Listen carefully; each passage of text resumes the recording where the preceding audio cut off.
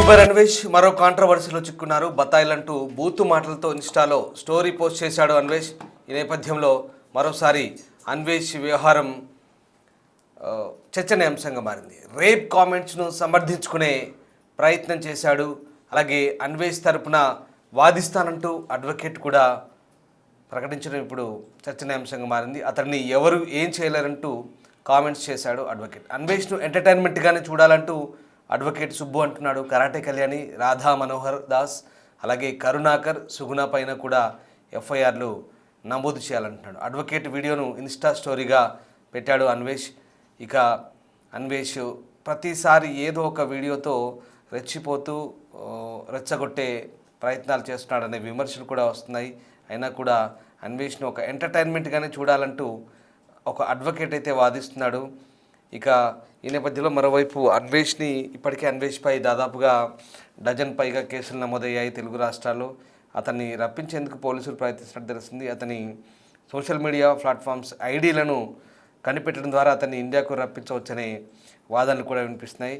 ఒకవేళ అతన్ని ఇండియాకు రప్పిస్తే కనుక ఖచ్చితంగా ఇక్కడి ప్రజల ఆగ్రహానికి గురవుతాడనే వాదన కూడా వినిపిస్తుంది. అయితే అతను ఇక్కడ రాకుండా విదేశాల్లో తిరుగుతూ తెలివిగా వీడియోలు చేస్తూ తప్పించుకుంటున్నాడనే వాదన కూడా ఉంది.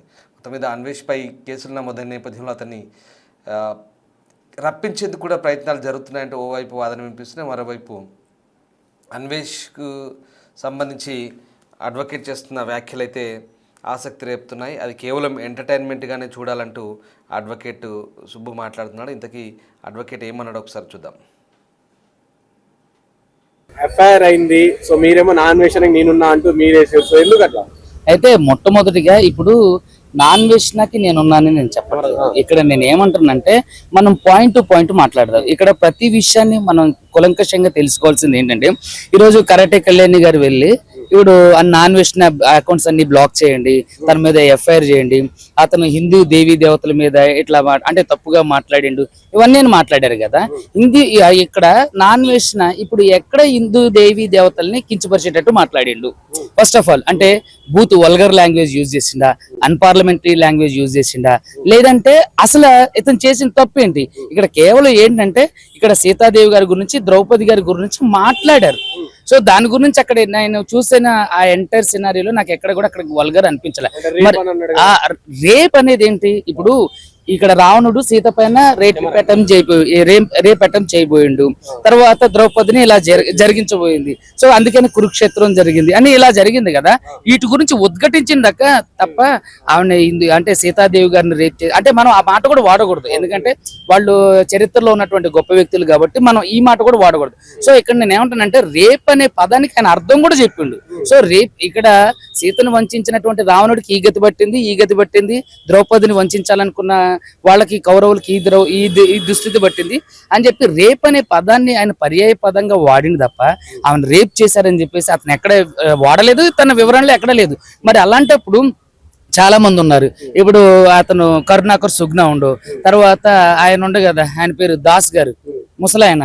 మరి ఆయన గారు రకరకాల దేవీ దేవతల మీద ఇక చాలా మంది ఉన్నారు బ్యాచ్, కరాటే కళ్యాణ్ గారు. మరి వీళ్ళైతే బహిరంగంగానే మరి కన్య గర్భం ధరిస్తుందా అని చెప్పేసి మరి వేరే మతాల మీద కూడా అంటే అన్ని మతాలను కూడా వీళ్ళు అగౌరవంగా మాట్లాడడం, చెలవత్తులు సరసోక్తులు వేసుకోవడం ఇవన్నీ చేస్తున్నారు. మరి వీళ్ళ మీద కూడా ఎఫ్ఐఆర్ కావాలి కదా. ఇప్పుడు ఆయన ఉద్ఘటించినప్పుడు ఎఫ్ఐఆర్ అయినప్పుడు మరి వీళ్ళు ఏకంగా అసహ్యంగానే మాట్లాడుతున్నారు కదా. మరి ఆ మాట్లాడినప్పుడు మరి వీళ్ళ మీద కూడా ఎఫ్ఐఆర్ ఎందుకు చేస్తలేదు? ఇక్కడ ఏంటంటే ఇప్పుడు ఆర్టికల్ 14 చట్టం ముందు అందరూ సమానమైనప్పుడు మరి హిందూ దేవీ దేవతల మీద మాట్లాడినప్పుడు ఎఫ్ఐఆర్లు చేస్తున్నటువంటి పోలీస్ వ్యవస్థ ఏదైతే ఉందో, ఎవరైతే నడుం కట్టుకుని ఇప్పుడు కరాటే కళ్యాణి గారు లాంటి ఈ దాతృ హృదయం కలిగినటువంటి ఈ సంఘ సంస్కర్తలు ఎవరైతే ఉన్నారో మరి వాళ్ళు కూడా వాళ్ళకి నిజంగానే సెల్ఫ్ రెస్పెక్ట్ ఉంటే, వాళ్ళు నిజంగా భిన్నత్వంలో ఏకత్వాన్ని పాటిస్తే, వాళ్ళు నిజమైన హిందువులే అయితే మరి వీళ్ళందరూ కరుణాకర్ సుగ్నా మీద, తర్వాత ఈ దాసు ఈ ముసలాయన మీద, తర్వాత మనోహర్ దాస్ ఆయన, ఇంకా తర్వాత ఇంకొక ఆయన ఉండు కరుణాకర్ సుగ్నాతో పాటుగా చాలా మంది ఉన్నారు. మరి వీళ్ళందరి మీద కూడా ఎఫ్ఐఆర్ చేయాలి కదా. సో మరి వాళ్ళు ఇప్పుడు మీ హిందువులకు మాత్రమేనా మనోభావాలు ఉన్నాయి? అన్ని మతాలు వాళ్ళకి మనోభావాలు ఉండవా? ముస్లిమ్స్ కి మనోభావాలు ఉండవా? సిక్కులకి మనోభావాలు ఉండవా? తర్వాత క్రైస్తవులకి మనోభావాలు ఉండవా? అంటే వాళ్ళ దేవీ దేవతలు కాదా మీ దృష్టిలో? అంటే మీరు నిరంకుశత్వ పరిపాలన చేయడానికి మీరు ముందుకు వచ్చారా? అసలు మీరు సమాజానికి దేనికి ఉపయోగపడుతున్నారు? ఇప్పుడు ఇలాంటి కాంట్రవర్షియస్ లో వచ్చి మీరు పేరు ప్రఖ్యాతలు సంపాదించుకోవడం తప్ప దీనివల్ల వచ్చినటువంటి ఉపయోగం ఏంటి? మరి ఈ రోజు బెట్టింగ్ యాప్స్ లో ఎంతో మంది సెలబ్రిటీస్ మీద కేసులు అయ్యి బెట్టింగ్ యాప్స్ ప్రమోషన్స్ అన్ని ఆగిపోయి ఈ రోజు సాధారణమైనటువంటి కుటుంబ స్థాయిలో ఉన్నటువంటి విలేజ్ స్థాయిలో ఉన్నటువంటి ఎంతో మంది విద్యార్థులు దాన్ని మేల్కొల్పున్నటువంటి వ్యక్తి నాన్వేషణ. నేను ఈ విషయంలో నేను 100% కి 200% నాన్వేషణకి ఖచ్చితంగా అతనికి నేను సపోర్ట్ చేస్తాను. 100% సేవ్ చేస్తారు. అతనని ఎవరు ఏమీ చేయలేరు. అతను ఎక్కడ వల్గర్ లాంగ్వేజ్ యూజ్ చేయలేదు. అతను ఎక్కడ వక్ర బుద్ధితో మాట్లాడలేదు.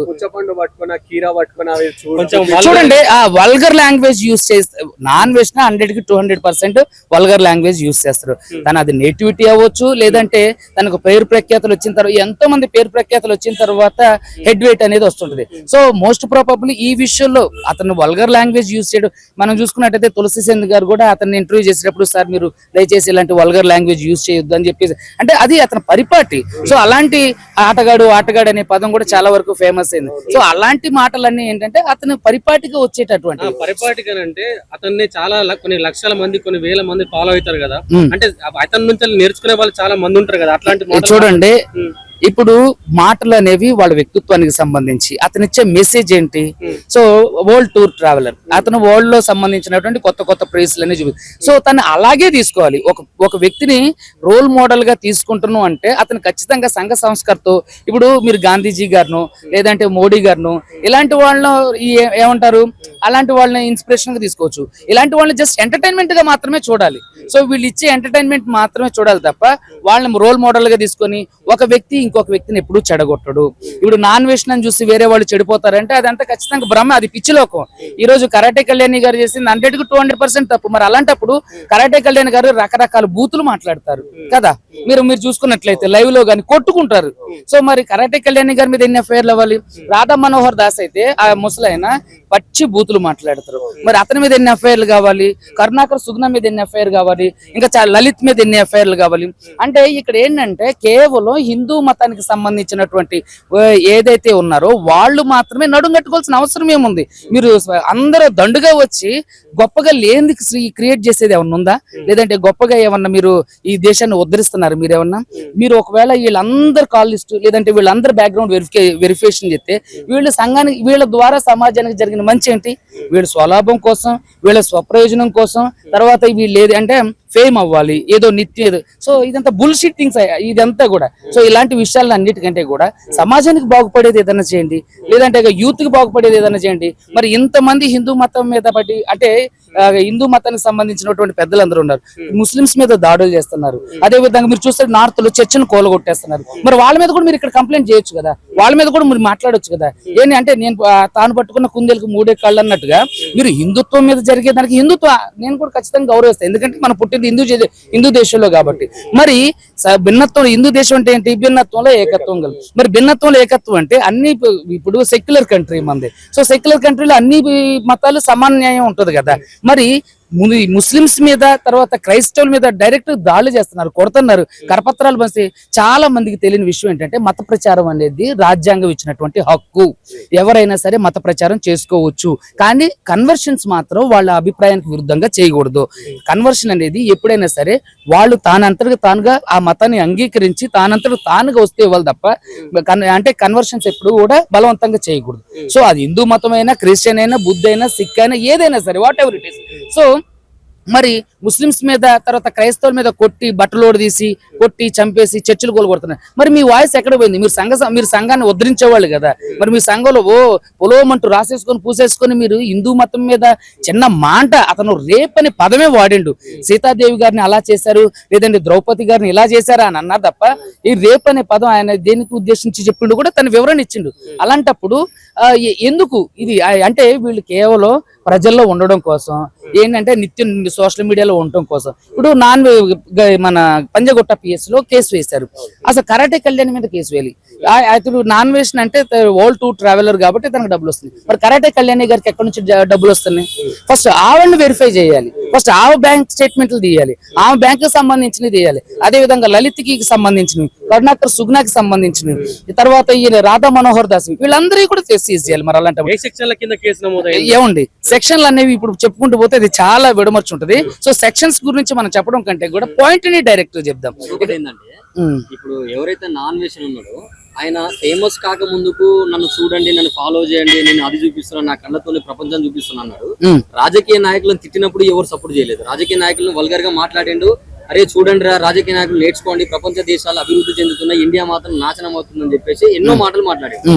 సడన్ గా ఎప్పుడైతే ఈ హిందూ దేవతల మీద అన్నాడని చెప్పిన కానించలే ఇదంతా స్టార్ట్ అయిందంటారా? ఎట్లా చూడొచ్చు? చూడండి, మరి నాన్ వేషన్ అనే ఒక వ్యక్తి ద్వారానే ఈ రోజు ఇండియాలో బెట్టింగ్ యాప్ ప్రమోషన్ అన్ని ఆగిపోయినాయి. ఆ బెట్టింగ్ యాప్స్ అన్నిటి మీద రెస్ట్రిక్టేషన్ పడ్డాయి. అవన్నీ కూడా అంటే ప్రాచుర్యం కాకుండా ఆగిపోయినాయి. మరి అలాంటి ఒక వ్యక్తి హిందూ దేవీ దేవతలను కూడా అతను తప్పుగా మాట్లాడలేదు. మీరు ఆ వీడియో చూడండి.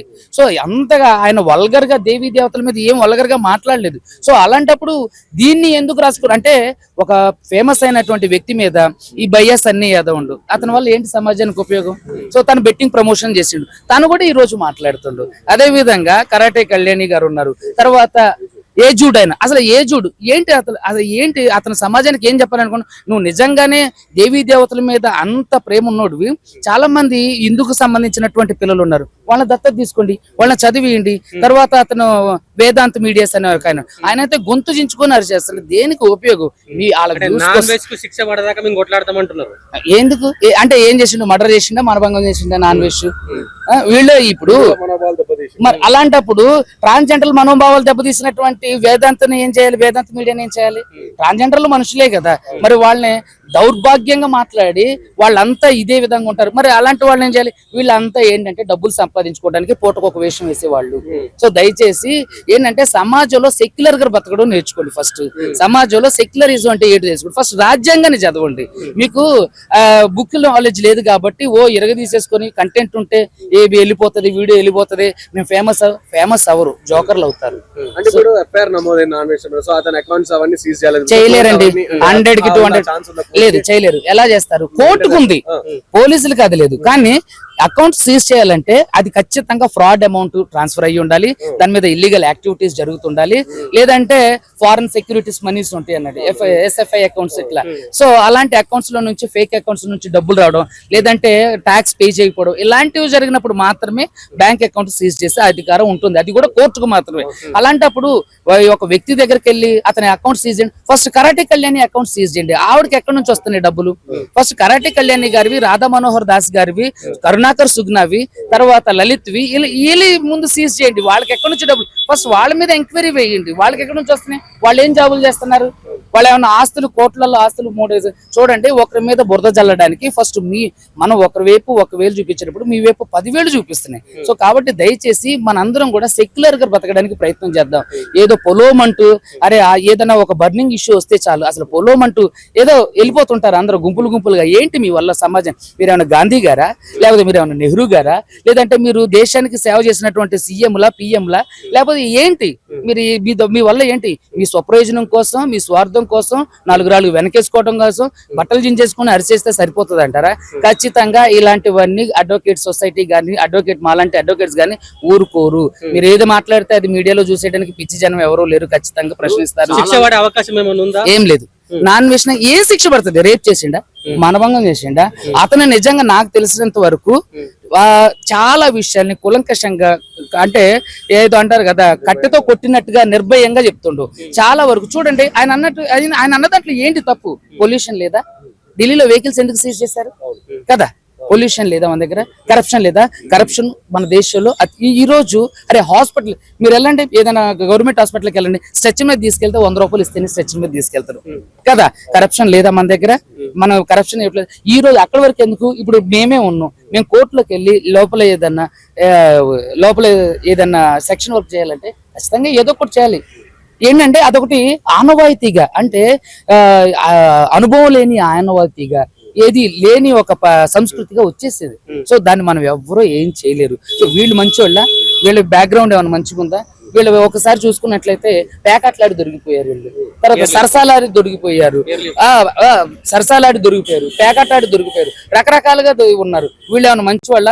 వెనక తిరిగి చూసుకుంటే వీళ్ళకి దాదాపుగా కొండంత పెద్ద పెద్ద నిందలు అవమానాలు అన్నీ ఉన్నాయి. వీళ్ళ మాట్లాడేది, వీళ్ళ ఒక వ్యక్తిని కించపరిచేది, వాడి జీవితం ఏదైనా కానీ ఉంటుంది. మీరెవరు ఒక వ్యక్తిని అగౌరవపరచడానికి, అతని మీద కేసు వేయడానికి? కరాటే కళ్యాణి గారి అకౌంట్స్ మీద కేసు. నాకు కరాటే కళ్యాణి గారి పర్సనల్ గా తెలుసు. ఎలా అంటే నేను హేమ గారిది బెంగళూరు రేవ్ పార్టీకి సంబంధించినటువంటి కేసు కూకట్పల్లిలో వేస్తే కరాటే కళ్యాణి గారికి వేరే అడ్వకేట్, తమన్నా సింహాద్రి గారికి నేను వేసాను అన్నట్టు. సో అప్పుడు ఆవిడ నేను పర్సనల్ గా కలిసి ఆవిడతో నేను చాలాసేపు 1 గంట వరకు కూడా నాతో మాట్లాడింది. ఏం చేద్దాం సార్, ఎలా చేద్దాం సార్ అని చెప్పి వాళ్ళ అడ్వకేట్స్ మేంతో కూర్చున్నాం. ఆమె ఉన్నప్పుడల్లా అన్ని ఫోన్ కాల్స్, ఎలా అంటే రకరకాల ఫోన్ కాల్స్ ఆవిడకి. సో ఆవిడ బిజీలో ఉంది. కానీ ఇవన్నీ చేయడానికి ఈవిడికి ఎక్కడి నుంచి వస్తున్నాయి డబ్బులు? ఫస్ట్ ఈవిడ బ్యాంకులు ఎంక్వైరీ చేయండి. ఈవిడికి ఎక్కడి నుంచి డబ్బులు వస్తున్నాయి? ఏమైనా వ్యాపారాలు చేస్తున్నారా, లేదంటే ఏమైనా చిరా ఆస్తులు ఉన్నాయా కదా? మరి ఇలాంటి వాళ్ళు కూడా ఇప్పుడు మనం ఒకరిని చూపించేటప్పుడు 4,000 మనల్ని చూపిస్తున్నాయి కదా. ఆయన అకౌంట్లు సీజ్ చేయాలన్నప్పుడు మీ అకౌంట్లు కూడా సీజ్ చేయాలి. మీరు ఏ కూలి పనికి వెళ్ళి తీసుకొచ్చుతున్నారు డబ్బులు? సో ఖచ్చితంగా మీరు ఏది మాట్లాడితే అది సమాజం చూడదు. ఖచ్చితంగా న్యాయం ఏదైతే ఉందో అదే గెలుస్తుంది. నాన్ వేషణ మీద ఎఫ్ఐఆర్ కాదు. ఒకవేళ ఎఫ్ఐఆర్ అయినా తనని ఆ బ్యాంక్ అకౌంట్ లో ఫ్రీజ్ చేయలేరు. బ్యాంక్ అకౌంట్ లో ఫ్రీజ్ అవ్వాలంటే ఫ్రాడ్ అమౌంట్ జరగాలి, లేదంటే ఇంటర్నేషనల్ అమౌంట్ ట్రాన్స్ఫర్లు అవ్వాలి, FCRI అకౌంట్ అంటే దొంగతనంగా అక్రమ బదిలీలు జరగాలి. అప్పుడు మాత్రమే జరుగుతాయి తప్ప వీళ్ళు ఏదో పొలోమంటే రాసేసుకొని పూసేసుకొని మీడియాలో ఇచ్చేస్తే అలా జరగదు. చూసే వాళ్ళందరూ కూడా నాన్ వేషణ ఇతను నడిపిస్తుండ్రు, డబ్బులు ఇచ్చి ఇతనితో కేసు వేయించిన అంటారు. సో మరి మీరు ప్రేమతో చేస్తున్నారా, ఆయన చేసేటటువంటి మంచి పనితో చేస్తున్నారా? అంటే ఏం చూడండి, నాకు అసలు నాన్ వేష్ అనే వ్యక్తి నేను టీవీలో చూడడం తప్ప తను నాకు ఎప్పుడు పర్సనల్ కదా, సమాజం అది నమ్మకపోతే నమ్మకపోతే ఐ డోంట్ కేర్. నేను ఐ డోంట్ కేర్ అబౌట్ అలాంటి చీప్ గా చిల్లరగా మురిగే కుక్కల గురించి. ఎవరు అసలు అడ్వకేట్ సమాజానికే మేమే లేకపోతే ఈ రోజు ఏ రాష్ట్రంలోనైనా సరే దేని మీద పోరాటం చేసేది, స్టేలు తీసుకొచ్చేది. ఇప్పుడు పోలీసులకి ఏదైనా అన్యాయం జరిగినా, సివిలియన్స్ కి ఏదైనా అన్యాయం జరిగినా, ఏదైనా ఏది జరిగినా కాపాడేది ఎవరు? అడ్వకేట్స్. సో కాదా? మొన్న పోలీసు రిక్రూట్మెంట్ బోర్డుకి సంబంధించినటువంటి అవకతవకలను ఎవరు తీసుకొచ్చింది? తెలంగాణను తీసుకొచ్చింది ఎవరు? తెలంగాణ మొట్టమొదటిగా లాయర్లే కదా నడుం కట్టి ప్రపంచంలో ఎప్పుడు లేని విధంగా లాయర్లు సమ్మె చేశారు. సో అడ్వకేట్ గా నేను చెప్పేది ఏంటంటే, మీరు ఏదో పొలిమేసుకొని ఏదో రాసేసుకొని పూసేసుకుంటే అవ్వదు. చూడండి, నీతిగా నిజాయితీగా మనం ఒక వ్యక్తిని విమర్శించాలి అని అంటే మనం నీతిగా ఉండాలి. సో తను ఏ లైఫ్ అయినా కానివ్వండి, తను వాస్తవంగా బూతులు మాట్లాడితే 100% తప్పే. కానీ అతను బూతులు మాట్లాడతారని చెప్పేసి హిందూ దేవి దేవతలను ఎక్కడ కూడా కించపరచలే. మరి అలాంటప్పుడు భిన్నత్వంలో ఏకత్వం ఉంటే, మీకు అంత సమాజ స్పృహ ఉంటే, మరి హిందువుల మీద ఇప్పుడు ముస్లిమ్స్ మీద జాడులు జరిగేటప్పుడు హిందువుల మీద ఎందుకు మీరు కంప్లైంట్ చేయట్లేదు? క్రైస్తవుల మీద, మైనారిటీల మీద జరుగుతున్నప్పుడు మరి అక్కడ జరిగినటువంటి హిందువుల మీద మీరు ఎందుకు కంప్లైంట్ ఇవ్వట్లేదు? మీరు అందరూ సమానమే కదా, మన అందరం ఆ చట్టం ప్రకారం అందరూ సమానమే కదా. వీళ్ళు ఏంటంటే పెయిడ్ ఆర్టిస్ట్ లాగా ప్రవర్తిస్తున్నారు. చివరి దాకా కొట్లాడతారా? 100% నేను కొట్లాడడం ఏంటండి, అవసరమైతే వాళ్ళందరి మీద రిట్ కూడా ఫైల్ చేస్తాను.